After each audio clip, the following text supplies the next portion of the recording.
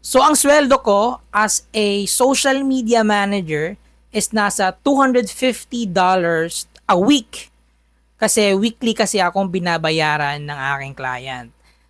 Nasa mga $1,000 a month ang sweldo ko as a social media manager. Magandang araw sa iyo. Ako nga pala si Deether, and sa video na to gusto ko lang i-share sa iyo kung paano ako naging isang social media manager and kung paano mo rin siya magagawa. Okay? So yung pwede nating kitain dito is nasa $1,000 to $1,500 a month. Okay?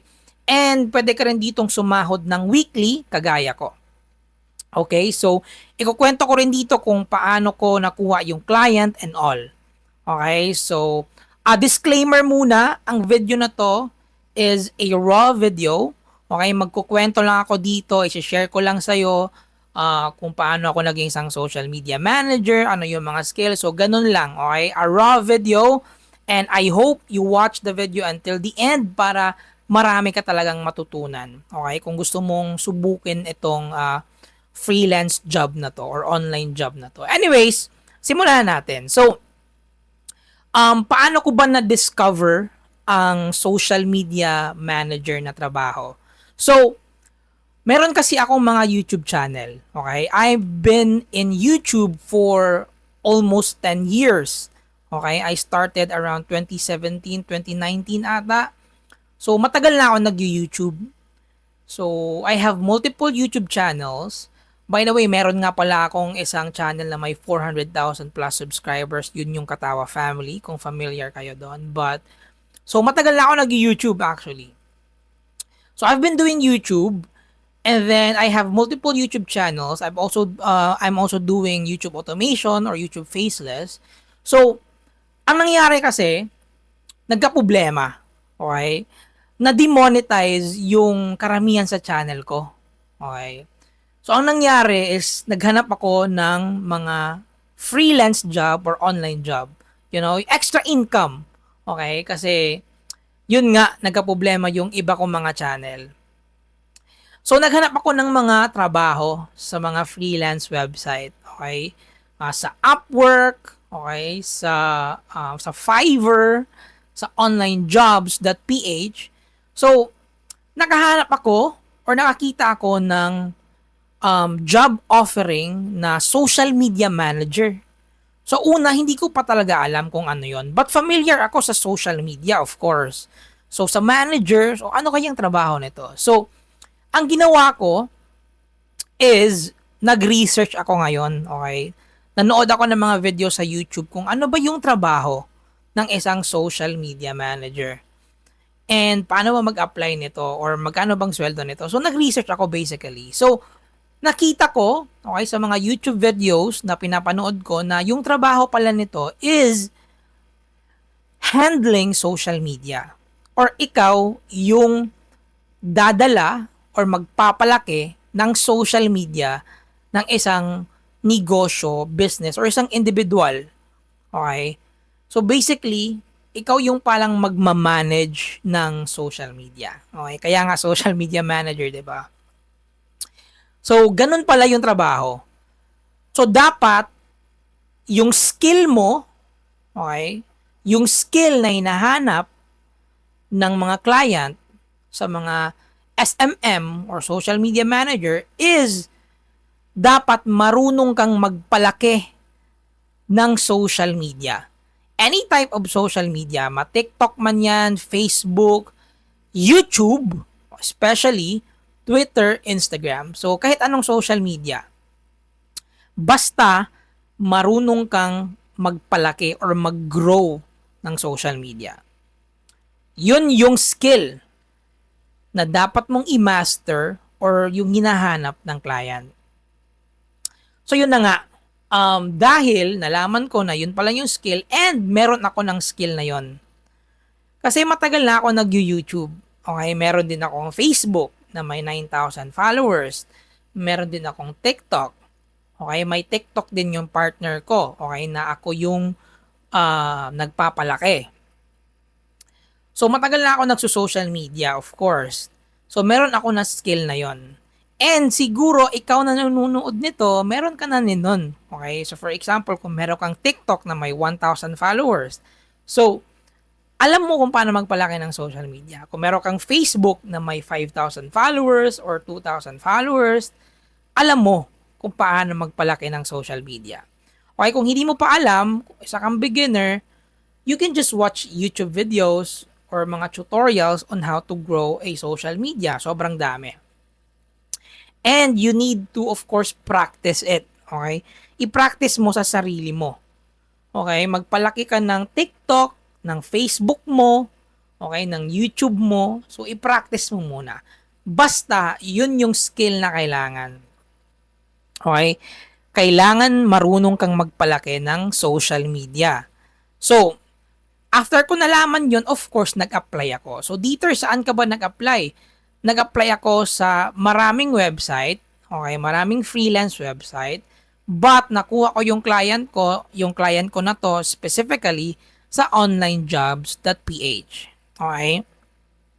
So alam ko siguro sa inyo, sinasabi nyo na yung onlinejobs.ph sobrang saturated na yan. Sobrang dami ng mga low ballers. Well, totoo naman, pero may mahanap ka pa rin na mga taong nagbabayad ng tama or yung mga client na nagbabayad ng tama. So, marami pa rin. Okay? So, nakuha ko yung client ko sa onlinejobs.ph.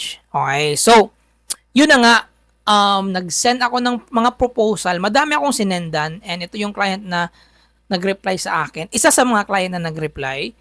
And we did an interview. So, ang nangyari sa interview is very simple lang naman ang mga questions kung paano ko daw napalaki yung social media, ilang years na ba daw ako nagso-social media, and in-explain ko lang, okay? And, of course, pinakita ko yung mga social media ko, especially yung YouTube ko, and I get the job, okay? Very simple lang, basic lang. Wala siyang pinagawa na parang test, just a simple interview lang talaga and pinakita ko lang kung ano yung mga channel ko, ano yung kaya kong gawin, okay? Magkano ba yung mataas ko na views, subscribers, basically ganun lang and casual lang yung naging interview, okay? Hindi siya parang corporate na maraming tanong. It's just a casual interview. Parang nakikipag-usap lang ako sa isang kaibigan. Okay, parang ganun lang actually. Kinento ko lang kung ano nangyari sa mga socials ko. Especially sa YouTube. Ganon lang kasimple. So, nakuha ko yung client ko ngayon. Okay? And pagkasunduan namin na babayaran niya ako weekly. Okay? So, hindi to siya parang sa iba kong mga client na nagbabayad ng advance. Nagbabayad siya after ko gawin yung mga task, okay? And then that's every week. So, yun. Actually, sinabihan niya ako pwede bang every month, but dahil freelancer tayo, ayaw natin masayang yung effort natin. So, bi-weekly yung kanyang bayad. So, ang tanong ngayon, Dieter, paano ba ako maging isang social media manager kung beginner pa lang ako? Ano ba yung gagawin ko para makuha ko yung trabaho na yan and magkapera din ako? So, if you're a beginner, ang kailangan mo lang gawin is this, okay? You need to study how to grow social media. Dapat mong i-acquire yung skill na yan. Okay? Kung paano magpalaki ng isang social media. Kasi yun yung skill na hinahanap ng client. Okay? Hindi siya isang trabaho na yung parang basic na trabaho na kahit wala kang alam, pwede kang i-hire. Hindi. Dapat meron kang talagang skill on how to grow a social media. And paano ba i-acquire yung skill na yan? You just need to watch tutorials on the internet kung paano magpalaki ng social media and you need to test it by yourself. Okay? Yun lang yung paraan. Dapat i-testing mo siya sa sarili mong YouTube channel, sarili mong Facebook page, sarili mong TikTok account, you need to test it. Okay? Yun yung kailangan talaga. Okay? Para ma-acquire mo yung skill and meron kang ipakita na proof or portfolio na kaya mo siyang gawin. Okay? So, yan yung kailangan mo. So, kung ako, magsisimula ako ulit and I'm planning to become an SMM or social media manager, here's what I'm going to do. Okay? 1 month, gagawa ako ng mga social media. Okay? YouTube, Facebook page, TikTok, Instagram. Okay? Kahit yung 4 na yan. Okay? And then, gagawa ko ng mga account and papalakihin ko siya. Okay? Manunood ako ng mga YouTube video, YouTube tutorial on how to grow social media accounts. Okay? But the very important thing is dapat mag-upload ka ng content every single day. Sa 1 month na yan. Sa 30 days, or umabot man yan ng 2 months, basta mag-upload ka ng content every single day kung kaya mo. Okay? Kung meron ka pang trabaho ngayon, meron kang job, pwede kahit 3 times a week. Basta, i-ano mo na dapat mag-upload ka ng content every single day. Ang reason yan is to practice. Okay? Ma-practice mo yung skill mo growing social media.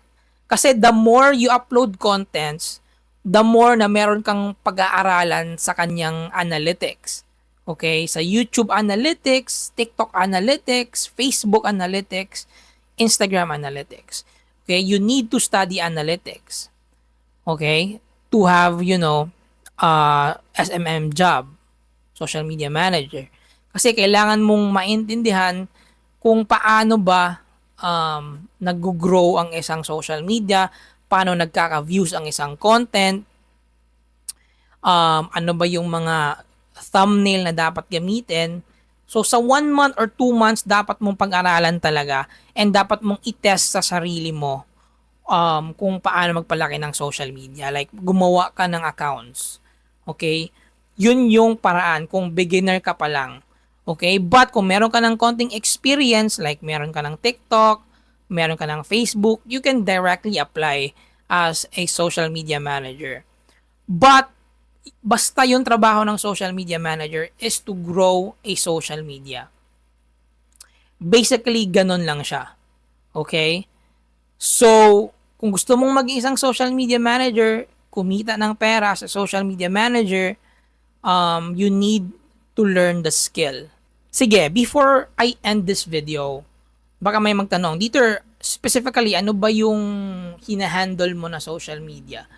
So, sa client ko ngayon, ang hinahawakan ko is YouTube, Facebook, Instagram. Okay? Yun yung tatlo na yan. And what I basically do is I make YouTube thumbnails, I edit videos sometimes, and upload and schedule. Okay? And reply to comments. Okay? Basically, kung ano lang yung ginagawa mo sa Facebook mo or sa mga socials mo, ganun lang din. Okay? Just, managing everything. Replying to comments, gumawa ng thumbnail, editing videos, mag-post, okay? Ganun lang. Okay? It's a very basic job, but kailangan mong maintindihan kung paano siya palakihin. Kasi yan yung number 1 na hinahanap eh. Okay? Paano siya magka-followers, magka-subscribers, yun yung main skill. Okay? Na kailangan mong matutunan. But anyways, kung interesado ka sa online job na to and you want to learn more, comment ka lang kung merong tanong. And maybe in the future, I'll be uploading much more detailed video. And, papakita ko kung ano yung mga ginagawa ko, like screen record, something like that sa PC. But kung gusto mo yon, comment ka sa baba. And thank you for watching this video. I hope you subscribe kung may napulot ka na value. And I will see you on the next video.